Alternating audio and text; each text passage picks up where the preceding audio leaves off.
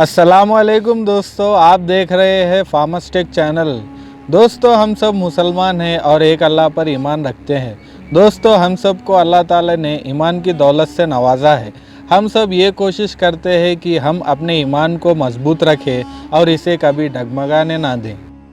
दोस्तों, आज इस वीडियो में हम लोग आपको बताएंगे कुछ डिफ़िकल्ट क्वेश्चंस जो ईसाइयों ने मुसलमानों से किए थे और उनके प्रॉपर आंसर्स विद प्रूफ्स। चलिए शुरू करते हैं।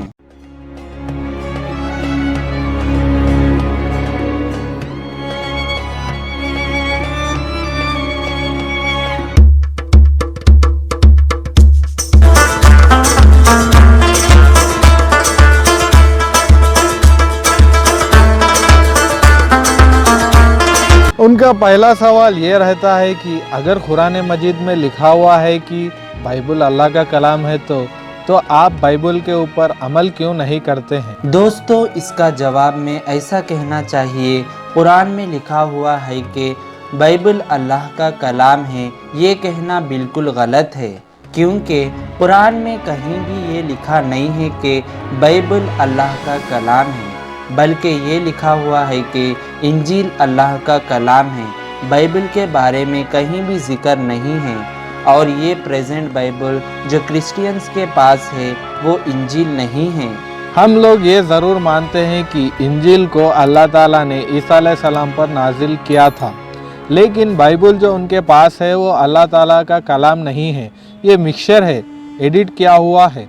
कुछ अल्फाज उसमें अल्लाह ताला के होंगे, कुछ ईसा अलैहिस्सलाम के अल्फाज होंगे, कुछ तारीखी अल्फाज, और उसमें बहुत सारी गलतियां हैं। और ये गलतियां हम नहीं कह सकते कि अल्लाह ताला की किताब में हो सकती हैं, और ये कहना कि बाइबल अल्लाह का कलाम है ये बिल्कुल गलत है। उनका दूसरा सवाल ये होता है कि मोहम्मद सल्लल्लाहु अलैहि वसल्लम का नाम कुरान मजीद में 5 बार आता है और ईसा अलैहिस्सलाम का जिक्र नाम से 25 बार आता है, तो इनमें से कौन बड़ा है? इसका जवाब ये है कि जब किसी के बारे में बात करनी होती है तो वो शख्स अगर वहाँ पर मौजूद नहीं है तो उसका नाम लेने की ज़रूरत नहीं पड़ती है।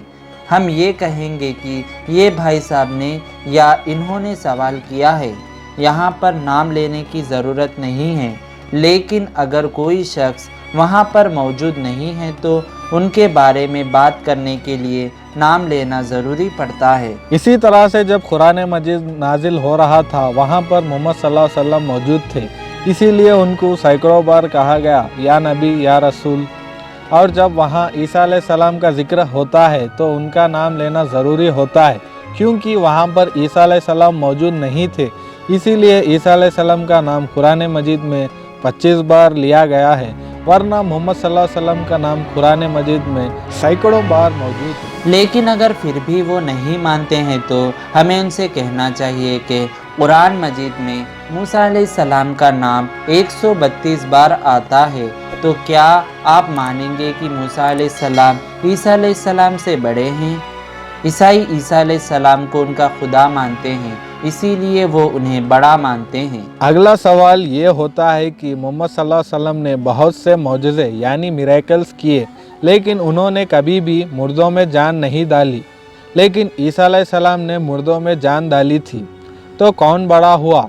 इसका जवाब में ये कहना चाहिए कि बाइबल में लिखा हुआ है कि कई सैकड़ों गलत फरेबी ईसाई आएंगे और लोगों को धोखा देंगे, और वो बहुत से निशानियाँ या मौजज़े करेंगे और लोगों को बहकाएंगे।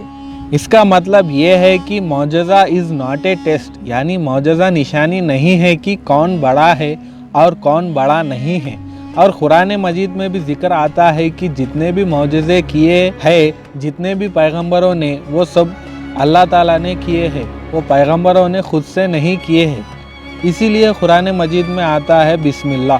तो ईसा अलैहिस्सलाम ने मुर्दों में जान डाली, लेकिन हकीकत में अल्लाह ताला ने ईसा अलैहिस्सलाम के ज़रिए डाली थी। तो इससे हमें पता चलता है कि मेन तारीफ़ के लायक अल्लाह है। अगर फिर भी वो लोग नहीं मानते तो उनसे कहना चाहिए कि अगर आप बाइबल पढ़ेंगे तो उसमें भी लिखा हुआ है, और साथ ही कुरान मजीद में भी इसका जिक्र आता है।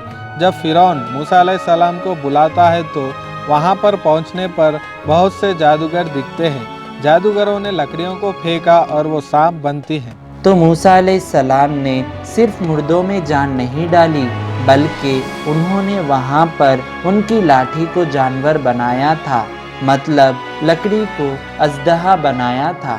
तो इससे आप मानेंगे कि मूसा अलैहिस्सलाम बड़े हैं?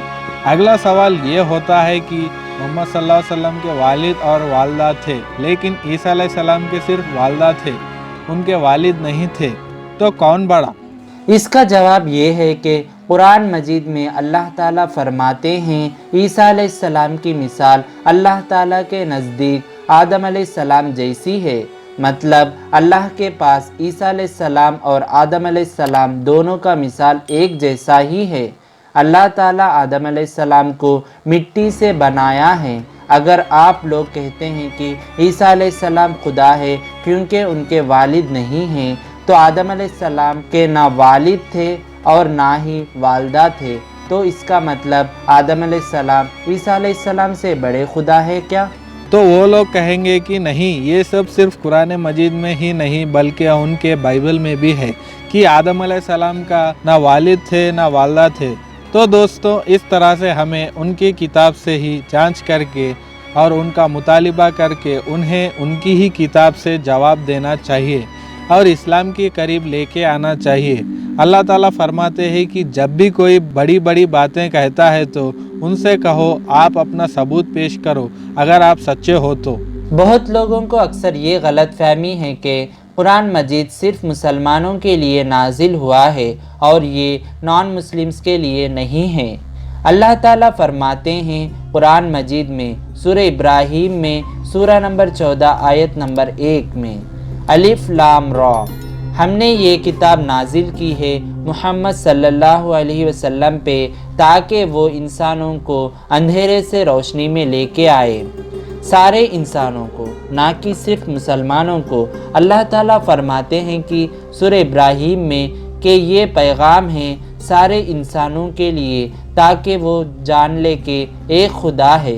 कुरान मजीद सिर्फ मुसलमानों के लिए नहीं है बल्कि सारे इंसानों के लिए है। हमें उम्मीद है कि आज का ये वीडियो आपके लिए काफ़ी इन्फॉर्मेटिव होगी और आपको पसंद आई होगी। अगर वीडियो आपको अच्छी लगी हो तो इस वीडियो को लाइक कीजिए और दोस्तों के साथ भी इसे इन्फॉर्मेशन के तौर पर शेयर कीजिए और आगे ऐसे ही वीडियोस देखने के लिए हमारे चैनल को सब्सक्राइब करिए और बेल आइकन को हिट करिए। हम मिलेंगे आपके साथ एक नई इंटरेस्टिंग वीडियो में। तब तक के लिए आप अपना बहुत ख्याल रखिए। Thanks for watching this video. अल्लाह हाफिज़।